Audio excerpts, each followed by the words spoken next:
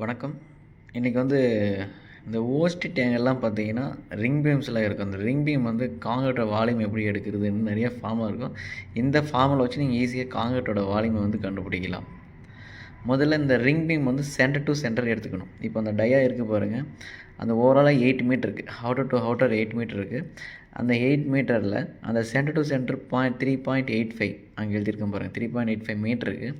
So 3.85 into 3.85 எடுத்துக்கிட்டு நீங்கள் இந்த ஸ்டெப் நம்பர் 2ல் ஃபார்முலா கொடுத்துருக்கேன் பாருங்கள், பை இன்ட்டு டி 3.142 இன்ட்டு டயா வந்து சென்டர் டு சென்டர் 7.7 இன்ட்டு 0.3ன்றது பார்த்தீங்கன்னா பீமோட வித்து அண்ட் 0.4. இந்த 0.4 அப்படின்றது என்னென்னா இந்த பீமோட டெப்த்து எவ்வளோ டெப்த்தில் இருக்குது. ஸோ இது எல்லாமே நீங்கள் கால்குலேட் பண்ணி பெருக்கி பார்த்தீங்கன்னா 2.903 கியூபிக் மீட்டர் கான்கிரீட் வந்து போடுற மாதிரி இருக்கும்.